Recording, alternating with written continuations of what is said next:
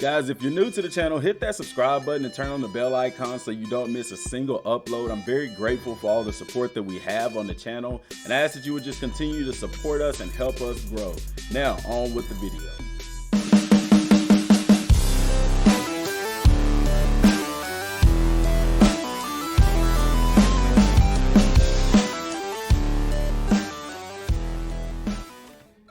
All right, I want to give a big shout out to Joshua Phillip on Twitter for sending me this information. Bandai Namco's Tokyo Game Show 2020 live stream schedule is revealed. This was put up 2 days ago by Kite Steinbuck.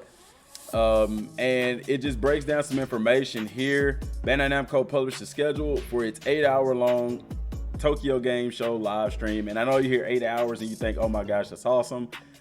But we'll get to that. So it says the full schedule is available right now. Note that all times here are in Japan Standard Time. Subtract 13 hours for Eastern Daylight Time and 16 hours for Pacific Daylight Time. I am in Central Time, so they're like 14 hours ahead of us.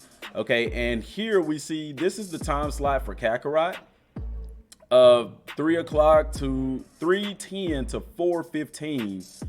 And Kakarot's number 2 on that list. Now, I've broken that down, and it's about a little bit over 15 minutes per. If each of these got the equal amount of time, you're looking at about 15-16 minutes for each one.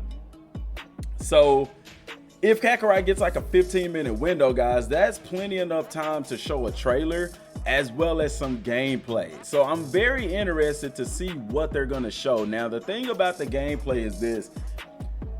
I find it hard to believe they're gonna show gameplay of the DLC because DLC 1 was so short. Like, picture if they had to show gameplay of DLC 1, there would have been not much. Like, we would have basically seen everything there was to offer for it. You get what I'm saying?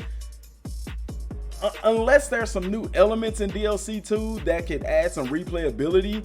The survival tag has been added back to the Steam files, so I don't know, maybe there's a new mini game, because the game is riddled with mini games. You have the driving one, you have the baseball one, you have the one where you're throwing the Tau Pai pillar. So there very well could be like a survival element to it to see how many Frieza soldiers you can defeat in X amount of time, or whatever the case may be. They could show something like that off if it's in the game, where they could even show off the new cards battle, or, you know, some hints at DLC 3 or something like that. I don't know. But what we do know is it's going to be on the 27th. Now, guys, it's not going to be the 27th here in America, remember, because of the time difference. It's actually going to be on Saturday the 26th. And for me, them showing it at 3, I'm in Central Time, at 3:10 in the morning. That's going to be 3.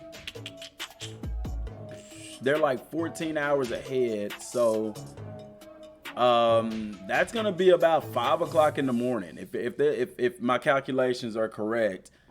Yeah, because right now it's about 6 o'clock a.m. over there. So they're 12, 13, 14 hours ahead.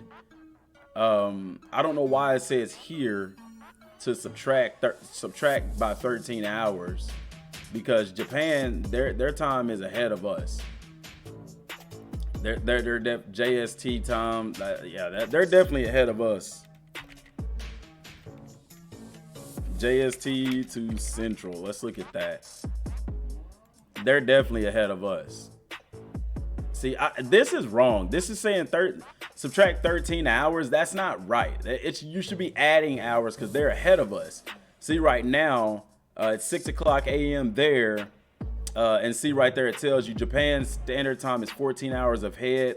Let's put EDT.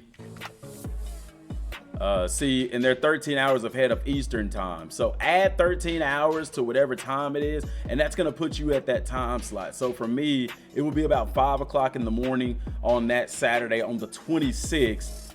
So that is awesome, because that means that it'll be in the morning. I could have that information, and what I'll probably do is probably live stream it. It's on a Saturday, so I'll get my papers early. I'll be done, try to be sure to be done with my paper route by 5. That way I can live stream that information, because it is going to be on their YouTube channel, on the Japanese 8672 TV channel on YouTube. Let's just go real quick and pull up that YouTube channel.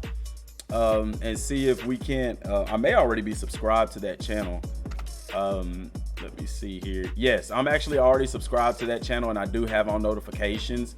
If you want that channel, guys, just type in 876 TV, and it's Bandai Namco. It's Japan. They may, let's look and see. They may have a live stream. They don't have a live stream pending or anything like that, but it's gonna be on this channel. So over 1 million subscribers to that channel. I am subscribed, and I do have on notifications, so I'm definitely gonna be catching that. But that's where you want to see that at, and it's at between 3:10 and 4:15. I'm gonna try to get there early for that. And it says here, when compared to the initial reveal, the only new addition to the lineup is the mobile game. And just like Square Enix Nier live stream, the Sword Art Online and Scarlet Nexus teams will be mirrored with the official Tokyo Game Show 2020 stream at Bandai Namco's own channel.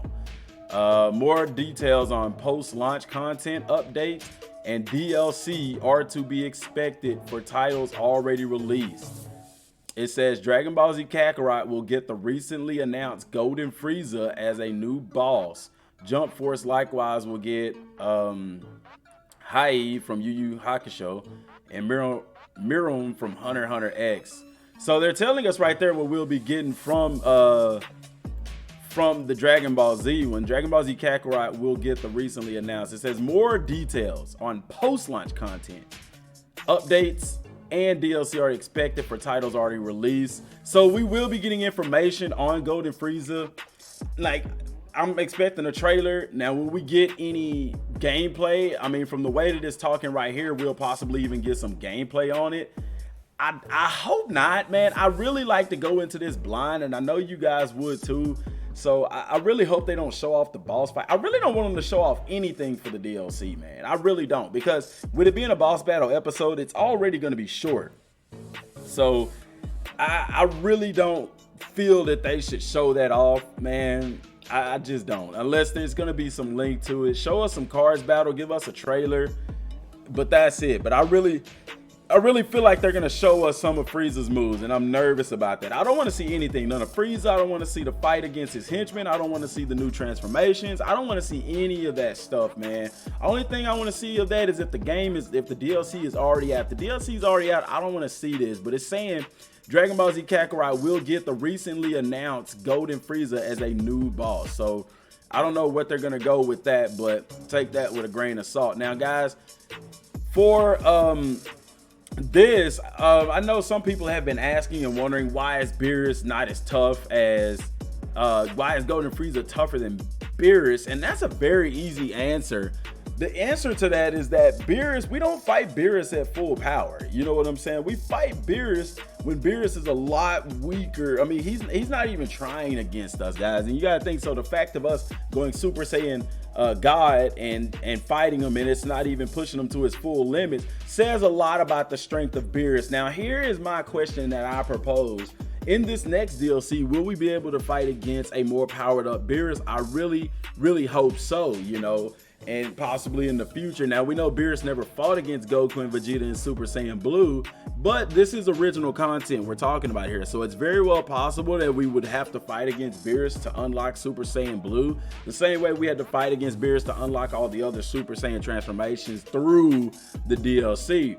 Now, will there be a level cap increase? It could be, possibly. But I know the biggest thing about the game is they want you to eat. Like, through all of this time, you should have been eating. I haven't. I'm not even gonna lie, because it's boring as heck to sit there and eat through the game.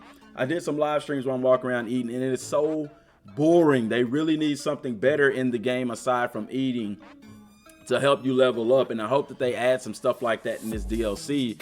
But training is going to be interesting, and fighting Frieza is going to be interesting as well.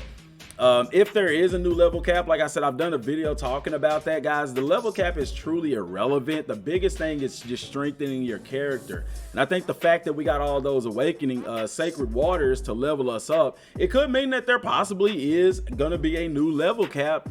but it could also mean that there isn't a level cap and they just want us to spend, you know, not have to waste time leveling up characters, just use those sacred waters and go around eating to actually strengthen our characters. Because a lot of people just haven't done that, and that element of the game has been missing because everybody, a lot of people, I'm not gonna say everybody, a lot of people felt like, oh, if I just level up, I'll be strong enough, and they're missing the element of eating. And they know this stuff because they get data from the game if you allow them to do that. It's just gonna skip that ad there, man.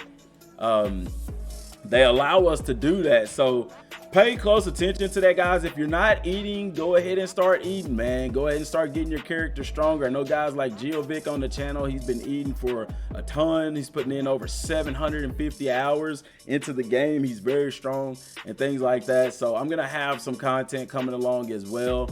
I'm gonna start back doing that. I thought about actually live streaming, but I will for sure live stream this event on the 27th, so stay tuned for that. Subscribe to the channel, guys. That's all I got for right now. Till next time, y'all. Thanks for watching. Peace.